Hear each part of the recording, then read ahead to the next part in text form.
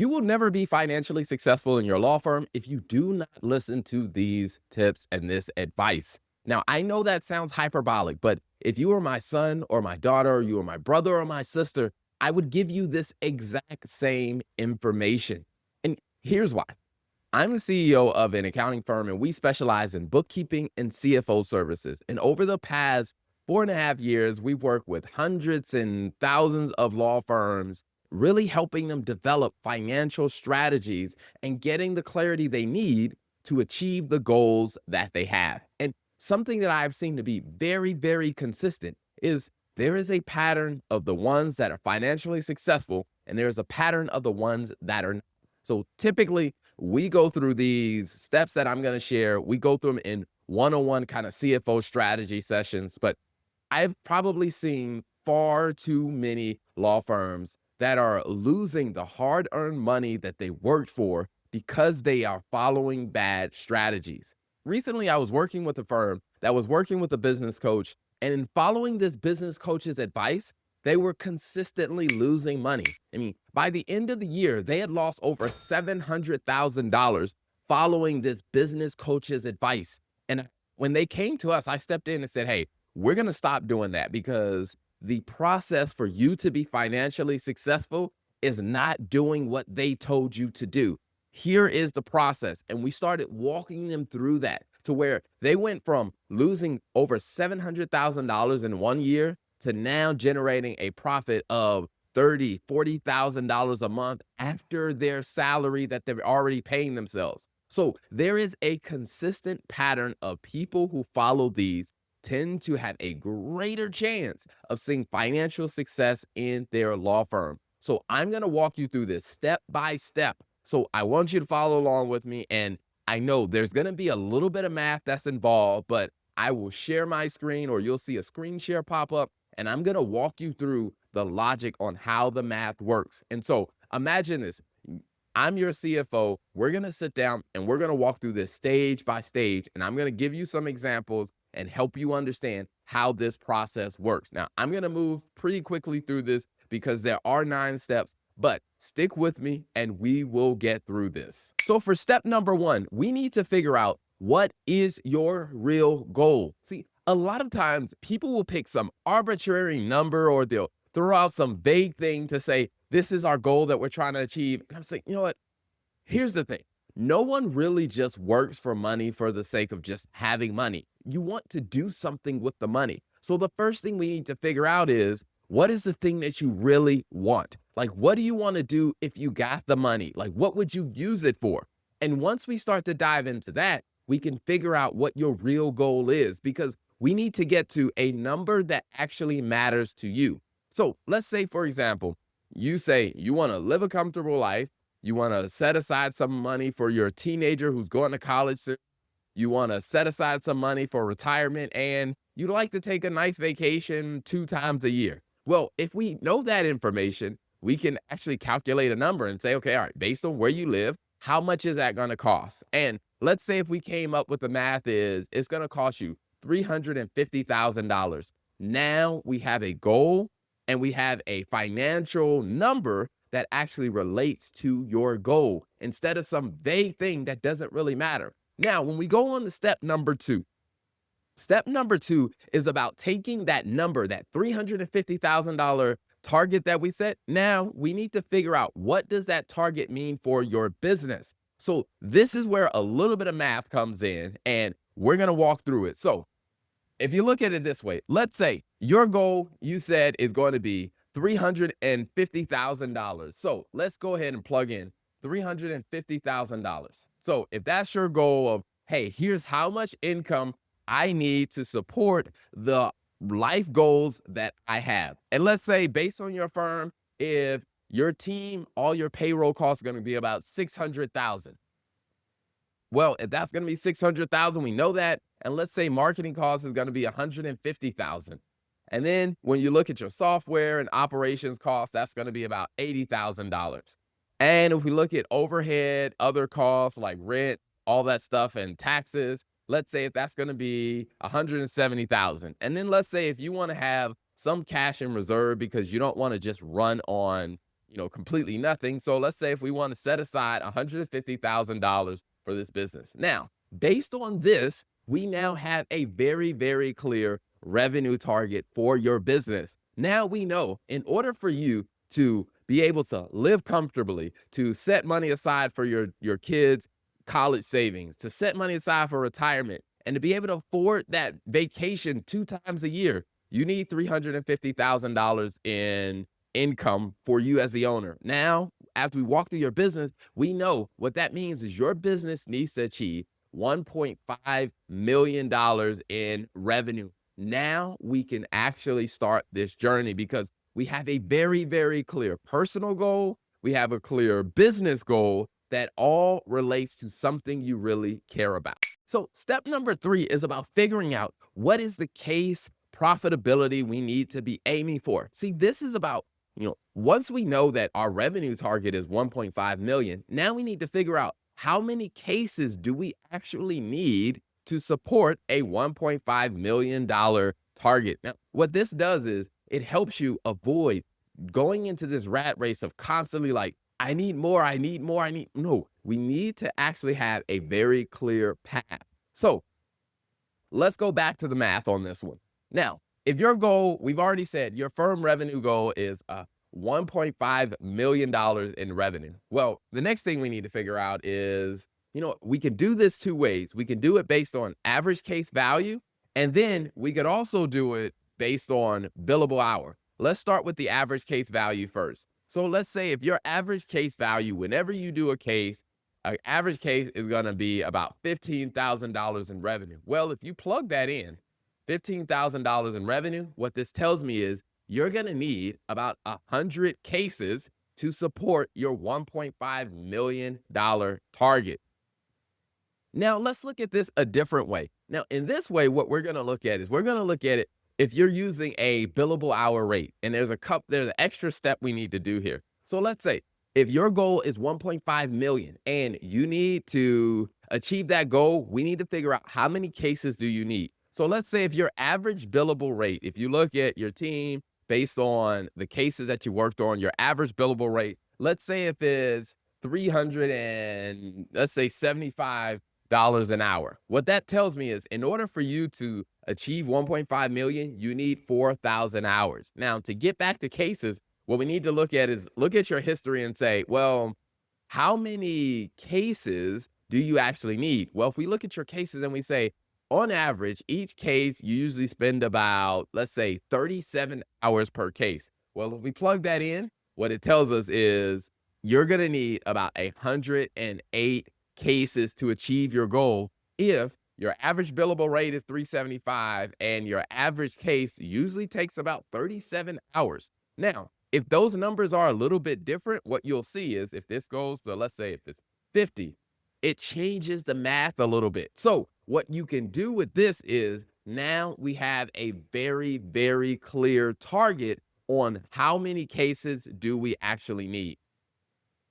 Now in step number 4, we're going to move on to figuring out the future. So this is what I call being able to really know now that we have enough cases, how are we going to get those cases? A lot of firms end up wasting a lot of money in this area because they don't know how to really target their marketing strategy. When I ask, like, how much money are you spending on marketing? And say, well, I've been told to spend 10% or 20% or 30% on marketing. And then I'll ask, okay, how many cases are you actually trying to get?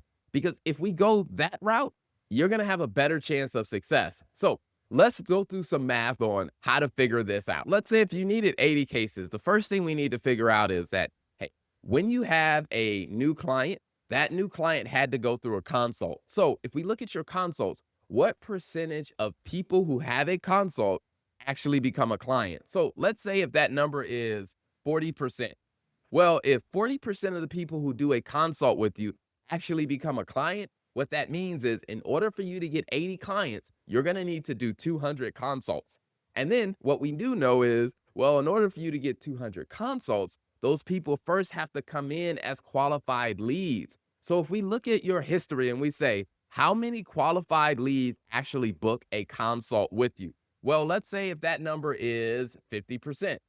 Well, if that number is 50%, now we have a very clear target for your marketing strategy. That very clear target is now going to tell us you need about 400 leads to come into your system. So if you're working with a marketing agency or if you have a marketing manager, you now have a very clear goal to give your marketing manager. You can tell your marketing manager, we need 400 leads because based on our history, that 400 leads will go through consults. It should generate 200 consults, and that 200 consults should generate the 80 clients that we need for our firm. Step number 5 is about recalculating based on your growth because things change over time. Like as you continue to go down this journey, what you're going to notice is things may look a little bit different. So let's go back to the math on seeing how we recalculate and adjust based on the changes. So what we're going to have to do is we're going to have to recalculate what the goals are when major things change. So let's go back to our math and look at an example. So if your original target was 1.5 million, and let's say that you had to hire some more staff and associates, and let's say if you're spending an extra, let's say 250,000 from the new staff that you hired. Well, let's say if you had to move office space because you have more people, and it's going to be about $35,000 of moving expenses plus new office furniture, new setup. And let's say if you had to expand your software because of this new staff. So let's say you're spending another $4,000 on new software. Well, what that tells me is now your revenue target has gone from 1.5 million to 1.7 million. And if let's say your average case value is now $18,750. What this tells me is now in order to achieve this 1.7 million, we need 95 cases. See, this is how we start to recalculate when things change in your business, how you can now have more clarity about what you are aiming for. Because at the end of the day, if you are trying to be successful, it is about hitting your target. So you need to be able to find ways to have very clear targets that you are aiming for. All right. Step number 6. Step number 6 is about reading the signs. So imagine that we're on a journey. We're driving down the road. We're trying to go from New York to Dallas, Texas. And as we're driving down the road, even if you don't know the exact path to get there, if you have a good idea of the general direction and you know how to read road signs, you probably can give yourself a better chance of at least landing in the right direction. And that's what your road signs are going to help you do. Now, when it comes down to learning your law firm, your road signs are going to be your KPIs or your key performance indicators. The key performance indicators are the things that help you know if you are going in the right direction or if things are going in the wrong direction. And if they're going in the wrong direction, you can use these KPIs, look at them and say, hey, we need to make some adjustments here so we can get back on the right road. Now, I did a session for the American Bar Association where I talked about the 10 KPIs that every firm needs to know. And it will share that on the screen. But I'm not going to go through every one of these because we've talked about a couple of these already. What I am going to do is I'm going to zero in on a couple of these that we haven't covered already. The first one is going to be profit margin. Now, this one is very important for law firms. And a lot of times, most law firms, they don't quite understand this or they don't quite set themselves up for success because they ignore this. Now, when it comes down to profit margin, it is about the pricing that you choose, whether it is billable hour, whether it's flat fee, contingency. What you need to ask yourself is that price high enough for me to be able to generate a profit? There have been many firms that I've gone into where I look at the pricing that they picked and I said, how did you pick your pricing for your services? And they said, oh, well, we looked at this firm or we looked at that firm. And I said, well, if those prices are not the right fit for your firm, you may never make any money. You may be constantly losing money and don't even realize it. So let's go through the math and let's look at it. Like when you take on a case, how much revenue are you generating for that case? Well, how much does it cost you in the time of your paying your staff or the resources that you have to use to support that type of case? And then if we compare it, we ask ourselves, are you profitable? Is this type of casework profitable? Now, we come to a conclusion and we realize that certain casework is just not as profitable as others. Maybe it's time to say no to the unprofitable casework and then to focus your attention more on the types of cases that actually generate profit for your firm. The next thing we want to look at is your staff productivity. Now, staff productivity is a really good one because it starts to help you understand that if things are not productive, you're probably not going to be that profitable.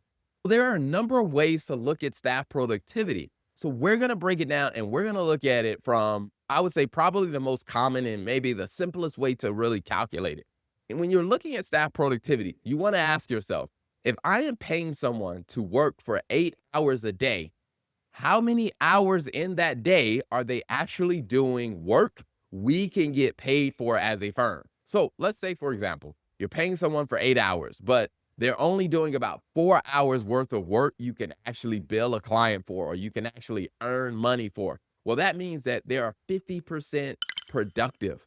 But let's say, on the other hand, if they're doing 6 hours of work that the firm can actually get paid for, well, in that case, they're 75% productive. See, the thing about watching the productivity metrics is it gives you a very clear picture is that if your people have very low productivity levels, chances are you're probably not going to be that profitable. What you want to make sure is that your people have the actual revenue producing work for them to do, because if they are productive, you give yourself a better chance of being financially successful as a firm. Now, the last one, and this is one that I think you cannot overlook, it is really monitoring your unpaid invoices.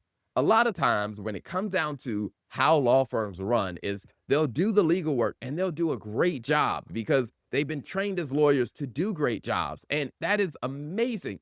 But then they may or may not invoice the client. Now, I would say if you don't have a consistent billing process in place, make sure you are billing the client for the work you are actually doing. And then there's another step that comes after you bill the client is you have to follow up to make sure the client actually pays. Because if you have a situation where you are billing the client, but you are not following up when invoices are unpaid, what's going to happen is you are going to be working harder and harder and harder. And what you're going to notice is your bank account is not growing at the same rate that you and your firm are working. So you want to have some processes in place to say, hey, how are we monitoring the number of unpaid invoices, and what are we doing to follow up on those unpaid invoices to make sure that we are getting paid what we should get paid? So if you're looking at these road signs, what it's going to help you understand in a very quick way is if any of these metrics start going in the wrong direction, you know, hey, this firm has turned down a road we shouldn't be on. We need to come up with a strategy to fix that part of our business so we can get this firm back on the right path.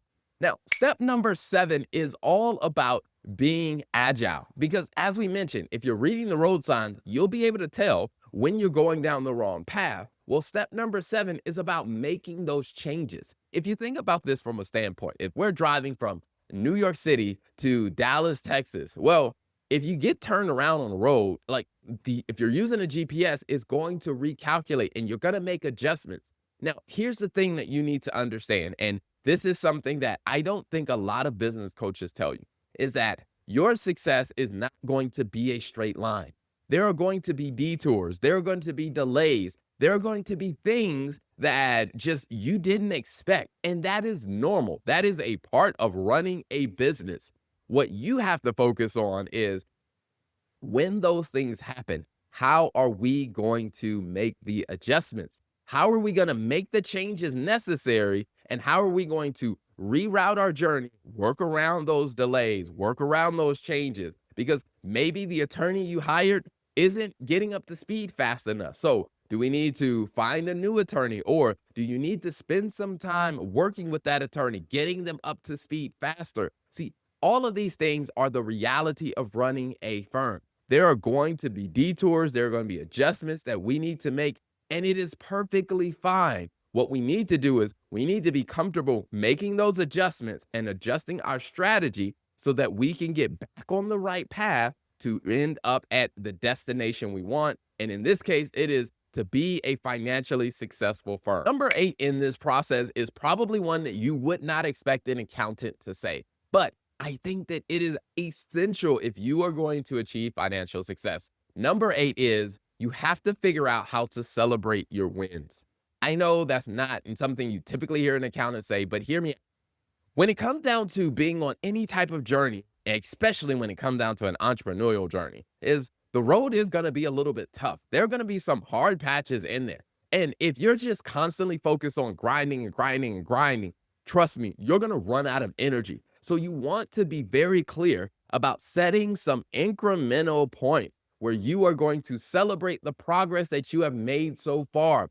And the way that I tend to think about this is, let's say if 1.7 million is your goal. Well, once you reach 750,000, let's celebrate that. Once you reach a million, let's celebrate 1.2 million, 1.5 million, and then on to 1.7 million. You should have points where you stop and you celebrate the progress that you have made so far. And what I've seen from a lot of firms is that, and 6 months in, 9 months in, they're just exhausted because they have just been grinding and grinding, and they just don't have the energy to finish the rest of the journey. So I really highly advise you to find things that you can celebrate along the way. Step number 9 is an important one because at some point you are going to achieve financial success. And you don't want to be like many firms who achieve financial success only to find themselves drifting backwards year after year. Because here's the truth.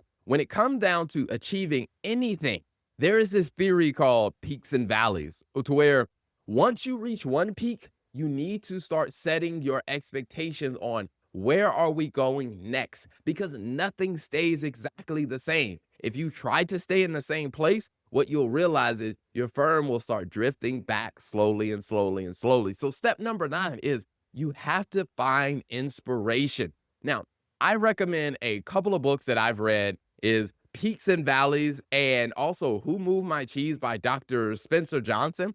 If you want to see these concepts in play, definitely read those 2 books because they're short books. They're books you can probably finish in a day, but it will help you understand why when you achieve a certain level of success, if you don't set your targets on the next thing, you're going to start falling backwards. So here's what I recommend about getting inspired and finding something new to be excited about is, first, I would say pick up a copy of the Law Firm Success Magazine. And we also do a podcast series called Law Firm Success Stories. And in that, what we do is we interview successful law firm owners and they tell about their story, how they started their firm. They talk about what they did to reach the goals that they had, and they talk about what they're doing to set new goals. And we try to keep those interviews very short and brief and to the point. They're about 10 to 15 minutes, but they're great ways for you to find inspiration to reset goals. Another thing you can do is you could join a mastermind. You could attend conferences. Hey, take a relaxing vacation. Do something that allows you to reset your focus and to get inspired and to get excited about setting a new goal. And then once you've done that, the next part becomes very easy.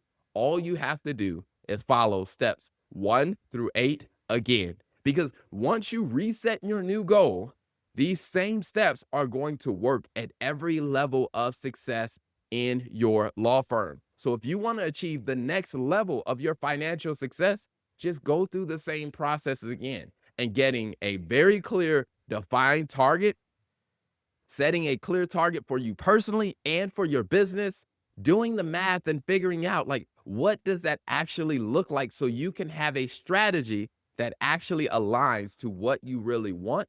And don't forget to be prepared to make adjustments.